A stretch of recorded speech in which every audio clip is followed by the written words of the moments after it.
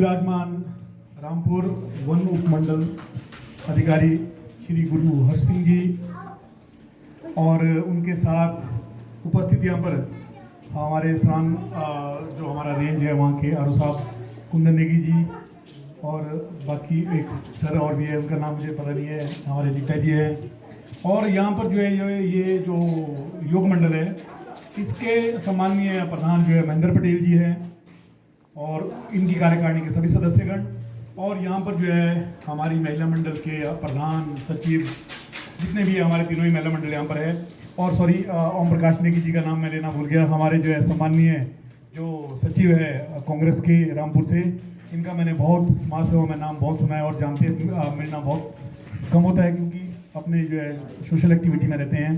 तो आपका भी स्वागत है, आप सभी का मैं धन्यवाद करता हूँ। और सबसे बड़ा धन्यवाद जो है हमारे डीएफओ साहब जो अपना कीमती समय निकाल कर यहाँ पर हमारे बीच आए और हमारा मार्गदर्शन किया, इसके लिए आपका बहुत बहुत धन्यवाद। और क्लब के जो हमारे जो यहाँ के जो है जितने भी सदस्य हैं उन्होंने मुझे यहाँ मुख्य अतिथि के रूप में बुलाया, इसके लिए मैं दिल की गहराइयों से आप सभी का धन्यवाद करता हूँ।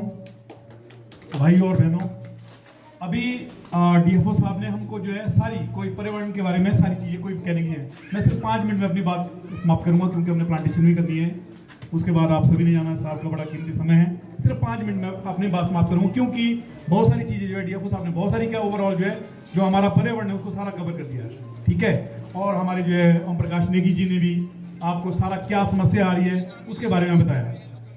मैं सिर्फ आपसे जो है 2-3 बातें कहना चाहूँगा। सबसे पहले आप ये देखो कि हमारे जीवन के लिए सबसे ज़रूरी क्या है। अगर भाई जी हमको जो है 15 दिन तक भोजन ना मिले तो हम 15 दिन तक जीवित रह सकते हैं। पानी हमको लगभग 3 दिन तक अगर पानी ना मिले तो पानी के बगैर भी हम जिंदा रह सकते हैं।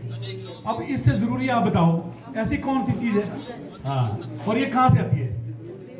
पेड़ पौधों से।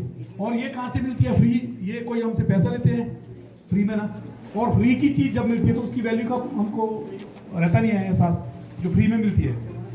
अब मैं आपको बताऊं जो हमारा कोविड आया था 2020 और 21 में, उसमें सबसे ज़्यादा मौतें किस कारण हुई आपको है पता? किस कारण से?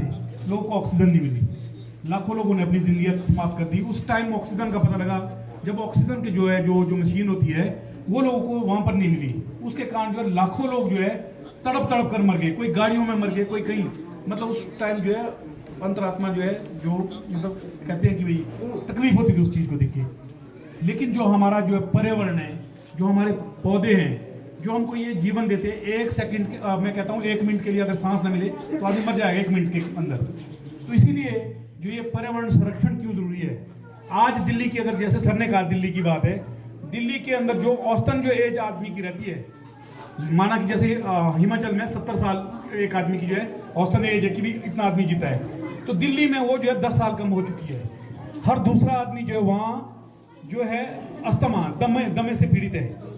तो ये बातें कहनी आपके लिए क्यों ज़रूरी है? ये बातें इसलिए कहनी ज़रूरी है कि जैसे साहब ने कहा, ओम प्रकाश नेगी जी ने कहा कि आपको जिम्मेदारी, आप पौधा तो लगा लेंगे, इसकी जिम्मेदारी लेनी पड़ेगी। किसको लेनी पड़ेगी? हमको लेनी पड़ेगी। एक एग्जाम्पल मैं आपको छोटा सा इसके बारे में बताता हूँ। जब मैं पंचायत में प्रधान था 2010 से 15 के बीच में, 1988 में एक फ्लड आया था रायगढ़ में, आपने सुना होगा सभी ने, बहुत नुकसान हुआ था। उसके बाद उस नाले के अंदर जो है नीचे तक जो है पौधे नहीं लग रहे थे उसमें, क्योंकि टोटली जो है वो डेजर्ट हो गया था, पत्थर आ गए थे। जब मैं पंचायत में प्रधान बना तो मैंने सबसे बड़ी मुहिम क्या की, हमको पंचायत से पौधे आते थे चौड़ी पत्ती वाले पौधे, लेकिन मैंने वहाँ डिपार्टमेंट से रिक्वेस्ट की, सर की हमको जो है इसमें देवदार के भी, फॉरेस्ट से भी, बल्कि भाई साहब इन्होंने बड़ी मदद की और भी बहुत सारे अधिकारी जो है हमारी मदद हुई उस टाइम। तो जब वो जो है मैंने उसकी मुहिम शुरू की, शुरुआत दिन में 2011 में ही मैंने शुरू कर दिया। मेरा मकसद था कि भाई इसको नाले को हरा भरा करना है। तो हमने क्या कर दिया, जैसे वो प्लांटेशन आती थी तो मैं प्लांटेशन तो हमने की, साथ में जो है मैं 1 महीने में लगभग जो है वहाँ पर जो है एक बार जरूर उस एरिया में जाता था जहाँ हमने प्लांटेशन की है। साथ में वहाँ पर बाड़बंदी कर दी।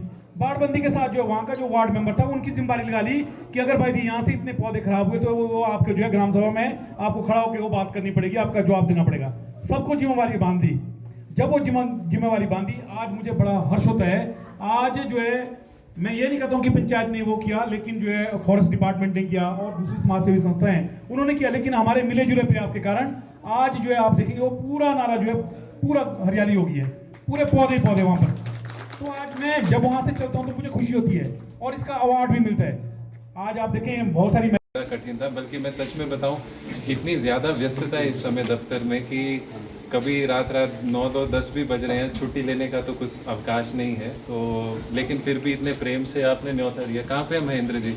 अच्छा, वो स्वागत कर रहे हैं, तो इसलिए आना बनता था इधर। ठीक है, और आपका भी बहुत बहुत शुक्रिया। आपसे जितने मुख्य अतिथिगण हैं, आपसे मुझे बड़ा अच्छा लगा। और सबसे अच्छा तो आप सभी जो महिला मंडल हैं उनसे मिलकर लग रहा है, क्योंकि मैं सच में व्यक्तिगत रूप से मानता हूं कि जो महिला शक्ति है वो सर्वोपरि है ना। जब महिला शक्ति कुछ ठान लेती है काम करने का तो वो काम सच में होते हैं। और अभी जैसे कि बड़ी अच्छी शायरी कर रहे हैं जो हमारे एंकर हैं यहाँ पर, तो उन्होंने शुरू में कहा कि वृक्ष लगाना है, पर्यावरण को बचाना है, कुछ इस तरह से ना। अच्छा, पर्यावरण को स्वच्छ बनाना है। तो कुछ बातें मेरे मन में ज़रूर हैं इस बाबत। तो दरअसल हम सभी हिमाचल प्रदेश, मैं भी हिमाचल प्रदेश से ही हूँ, आप शायद सोच रहे होंगे पंजाब से है, बट मेरा घर भी बर्थ और परवरिश सारी पुंतर कुल्लू से है, पास की जो डिस्ट्रिक्ट है। ठीक है, तो ऐसे ही पहाड़ कुल्लू में भी है। तो रामपुर में मैं आया तो मेरे को अपना बचपन ही दिख रहा है। इस तरह के पहाड़ों पर ही हमने ट्रैकिंग की है बचपन से। इन्हीं तरह के जंगलों को बचाने के लिए जो एक होता है ना, जब आप इतनी सुंदर जगह में रहते हैं तो आपको लगता है कि ऐसी सुंदरता बनी रहनी चाहिए। आपको शायद नहीं लगता होगा, क्योंकि जब इधर ही रहते हो तो आपको लगता है। आप मेरे रेंजर साहब बोल रहे थे जी हमें तो झरने वगैरह आम ही लगते हैं, क्योंकि हम तो सारा टाइम उधर ही रहते हैं। बट सच में बताऊं, इतनी जो ये सुंदरता है, ये सबसे बड़ी संपदा है हमारे प्रदेश की, है ना। और ये संपदा है जंगलों के कारण।